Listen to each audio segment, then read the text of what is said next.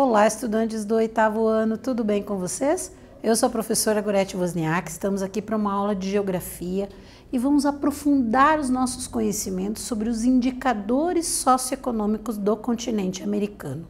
O que nós podemos entender sobre determinados dados, determinadas informações e avaliar isso em relação à população da América, do continente americano. O que nós podemos usar de critérios para estudar a estrutura dessa população e conhecer algumas características socioeconômicas, né? De renda, trabalho, qualidade de vida, educação, todos esses indicadores que mostram como vive essa população, que mostram as características das pessoas do continente americano. E quais as diferenças nós podemos ter entre uma área e outra do continente. Então é extremamente importante pensar a respeito disso e vamos ali aos nossos objetivos, né, da aula de hoje. Então o que a gente vai ter? Aprofundar os conhecimentos e a análise de indicadores socioeconômicos da América. Como nós podemos analisar a partir de gráficos, tabelas, mapas, o entendimento sobre os indicadores econômicos. É isso que nós vamos desenvolver ao longo da nossa aula. E aí nós começamos refletindo ali também. Vocês sabem ou vocês lembram o que são os indicadores econômicos? O que quer dizer um indicador econômico e o que ele vai mostrar para nós também? Conseguem identificar a importância dos indicadores econômicos?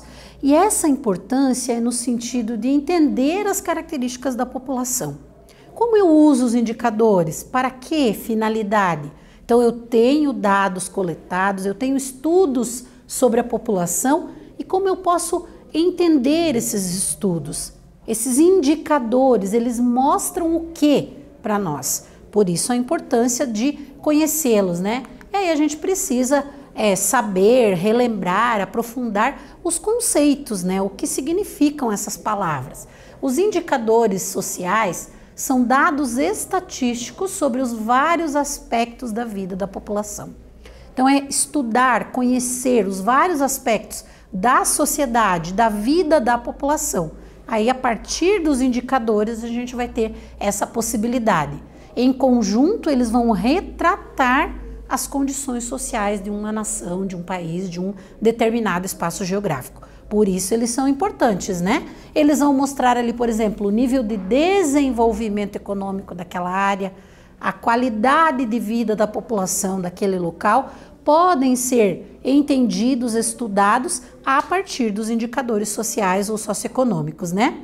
A partir deles, então, a gente pode ter avaliação de renda per capita, de alfabetização da população dessa área ou de se existem ainda pessoas analfabetas, quantos são e que consequências pode ter em relação a isso. Para eu entender tudo isso, eu preciso ter um indicador, eu preciso ter algo que me mostre essa realidade, por isso que eles são importantes. Em relação, por exemplo, às condições alimentares, médicos, sanitárias de uma determinada região, também podem ser estudadas a partir dos indicadores sociais, certo? Então, eles são extremamente importantes. Através dos indicadores, nós podemos indicar ali os países como desenvolvidos, em desenvolvimento ou subdesenvolvidos, né? Historicamente, analisando essas divisões, elas podem ser feitas, estabelecidas, essas divisões geográficas, a partir do estudo dos indicadores. Principalmente ali quando essa divisão do espaço geográfico está relacionada a características da população. Então, elas vão ser mostradas a partir dos indicadores. Apesar dos avanços que a gente observa, que são mostrados, né, nos últimos tempos, nas últimas décadas, a América Latina, se a gente pegar aquela divisão do continente americano, né, que é uma divisão histórico-cultural, em América Latina e anglo-saxônica, a gente diz que a América Latina ainda apresenta graves problemas relacionados à vida das pessoas, à saúde pública, aos indicadores sociais ali. A partir deles a gente vai entender que ainda é preciso muito para melhorar as condições de vida da população da América Latina, né? Desta porção do continente americano.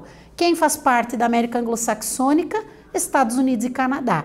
Todo o restante do continente americano é classificado nessa divisão como América Latina e é nesta parte que a gente tem ali os problemas mais graves em relação à qualidade de vida da população. Por exemplo, pobreza, renda insuficiente, a renda que não atende às necessidades das pessoas.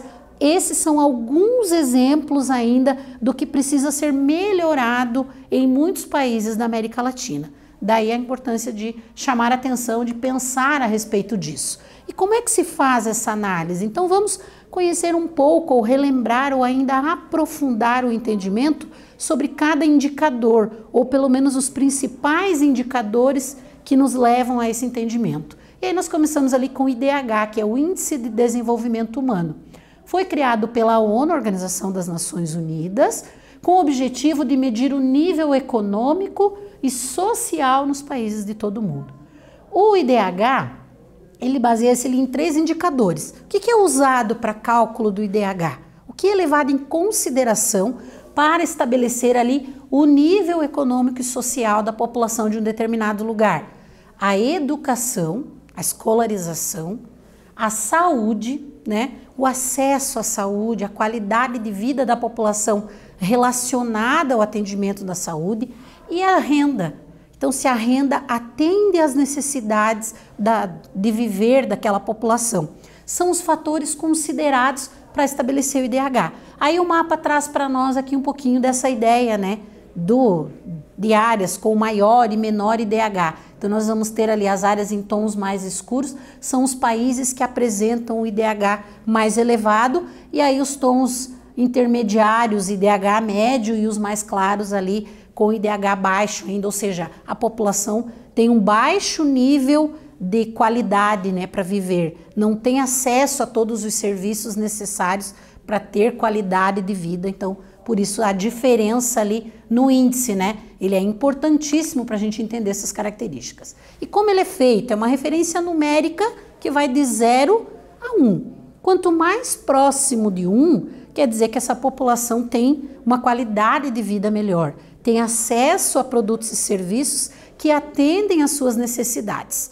Quanto mais perto do 0, quer dizer que ainda falta muita coisa em termos de qualidade para essa população desse lugar. Ou seja, a renda é insuficiente, a escolarização não é adequada, né, o acesso à saúde não é adequado, tudo isso vai impactar, né, diretamente na constituição ali do nível de desenvolvimento, ou seja, do IDH. Por isso é importante. E aí aqui tem um ranking, né, da América do Sul em 2019. Então, o que está ali no topo, né, nós vamos ter o Chile, que é 0,851. O Brasil, por exemplo, é 0,765, né, que é médio. Temos a Guiana ali com 0,682. Então, quanto mais longe do 1, pior é a condição de vida da população em termos de qualidade e acesso a serviços. Por isso é importante refletir sobre o IDH. Outra forma de estudar a população. Então vamos aprofundar o nosso conhecimento, entender como nós podemos estudar a estrutura da população e o que eu posso ver como consequência ou participar como consequência desse estudo, né? Então são as pirâmides etárias. A pirâmide etária mostra a estrutura da população.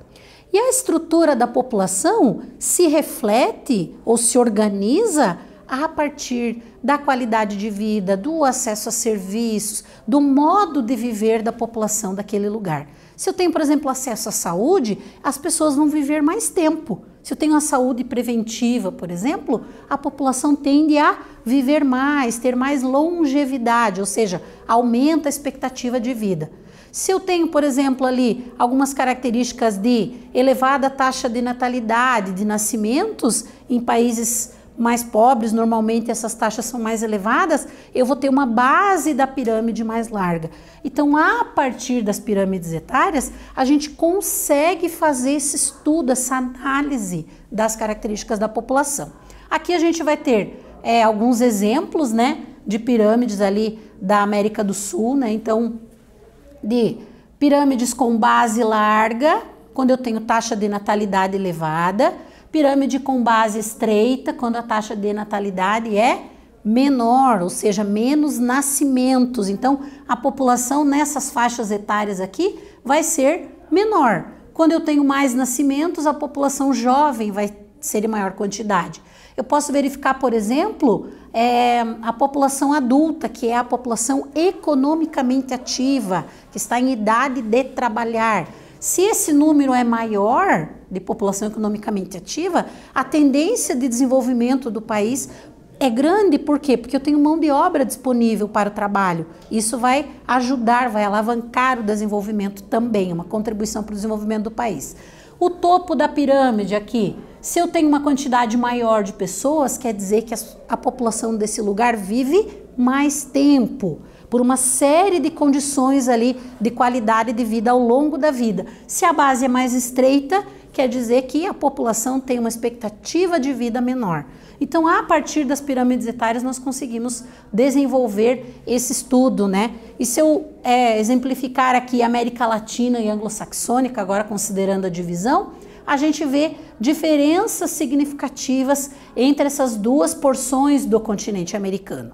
Então, na América Latina, a maior parte dos países tem a base da pirâmide mais larga e o topo mais estreito, ou seja, a expectativa de vida é menor, as taxas de natalidade são mais elevadas. Na América anglo-saxônica, Estados Unidos e Canadá, a gente vai ter ali a base mais estreita, ou seja, o número de nascimentos é menor, as taxas de natalidade são menores.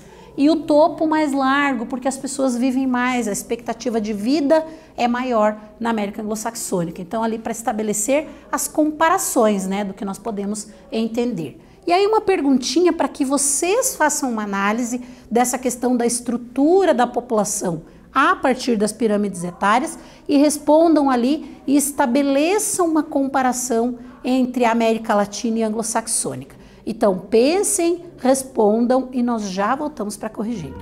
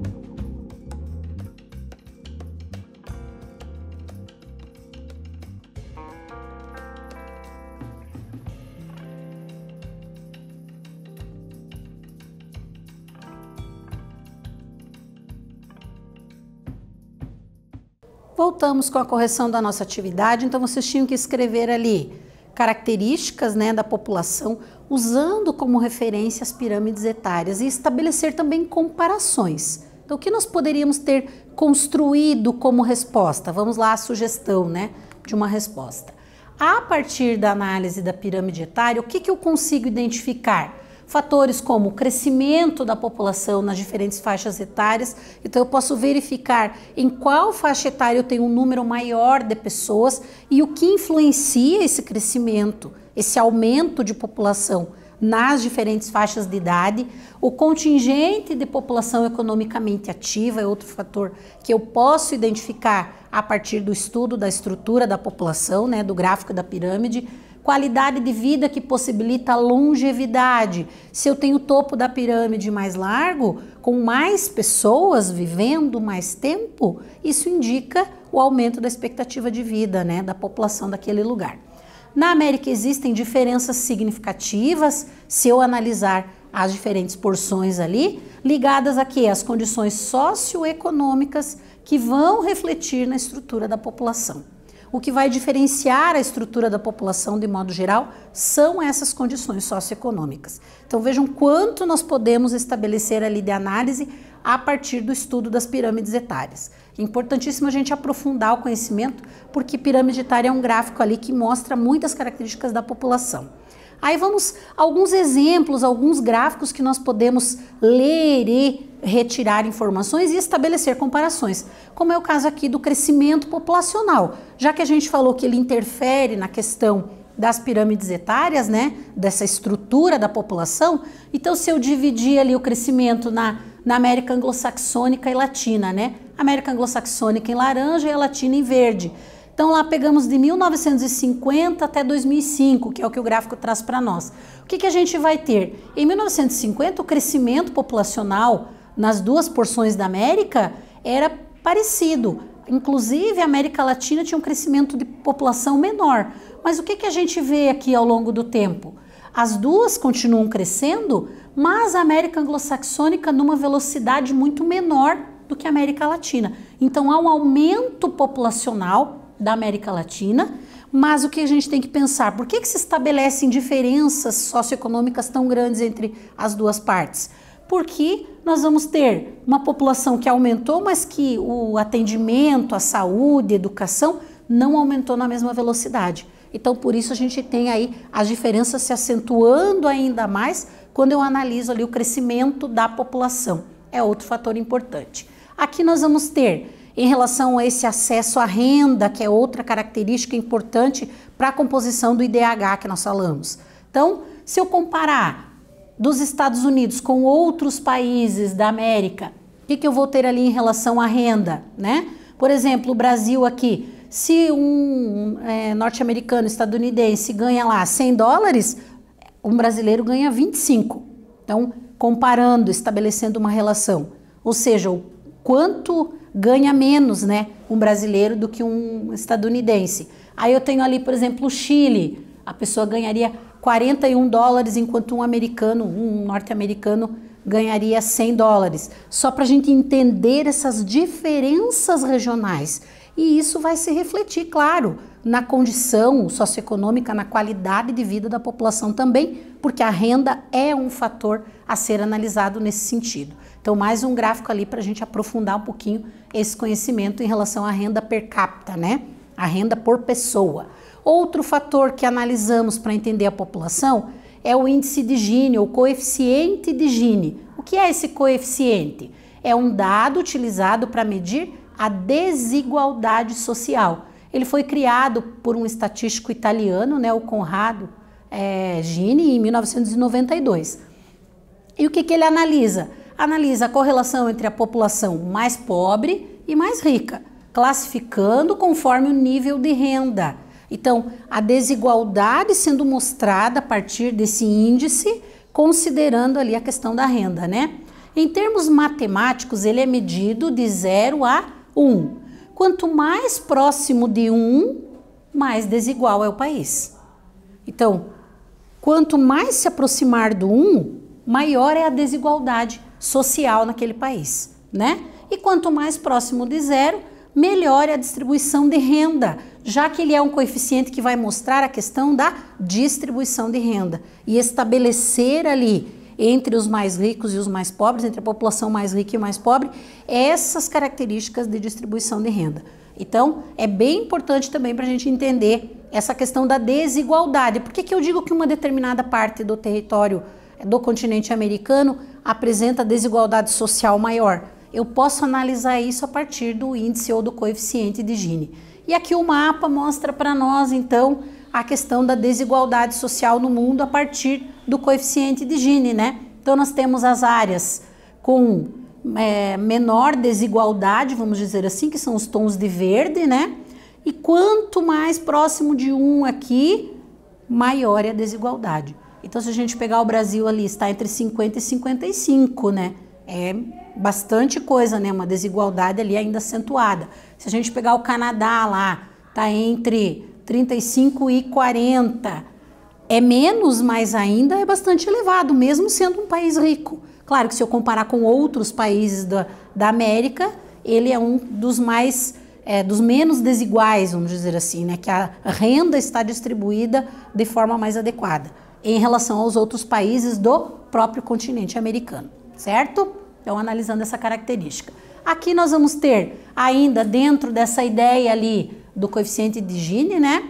Dessa distribuição de renda, como eu tenho essa característica na América. Então, se eu pegar ali a América Latina, a gente vai ter ainda bastante elevada a questão da desigualdade. Por isso que lá no início da aula a gente falou dessa ideia de que a América Latina apresenta ainda uma desigualdade social muito acentuada. Como é que eu posso analisar isso?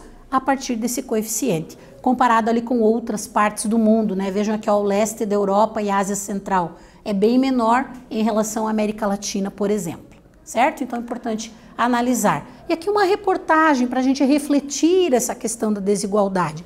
Ela estabelece ali diferenças de renda entre diferentes partes, né, do mundo. Então a gente consegue entender a partir, né, dessas características em que áreas nós vamos ter maior e menor desigualdade, considerando a questão da renda. Analisando essas características que a reportagem traz para nós ali, né, que apenas algumas sociedades ali, em alguns lugares, vão ter uma igualdade na distribuição de renda, né? E isso vai facilitar, vai melhorar a qualidade de vida, inclusive, da população dessas áreas. Então, é importante analisar a partir de notícias ou reportagens essa característica também.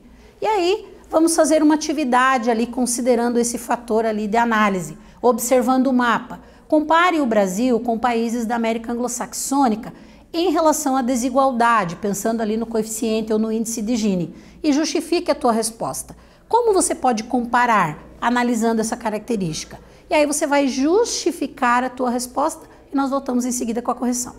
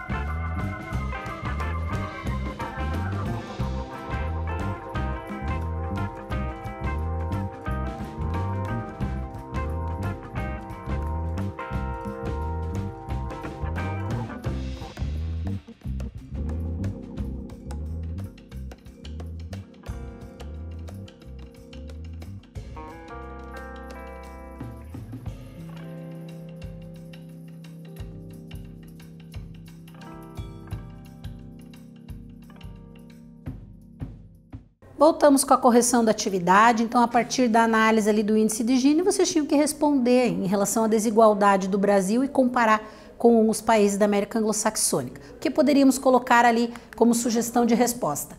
O Brasil apresenta um índice de desigualdade maior do que os países da América Anglo-Saxônica, e isso é mostrado ali pelos indicadores, né? Pela distribuição desigual de renda, isso que vai acentuar também as desigualdades. Então, uma sugestão ali do que vocês poderiam ter respondido. E só retomando, repensando o que a gente trabalhou na aula, aprofundamos o nosso conhecimento a partir da análise de dados sobre os indicadores socioeconômicos do continente americano. Fator importantíssimo para ser entendido ao longo da nossa aula. Espero ter contribuído com vocês e voltamos numa próxima aula com mais geografia. Um abraço a todos.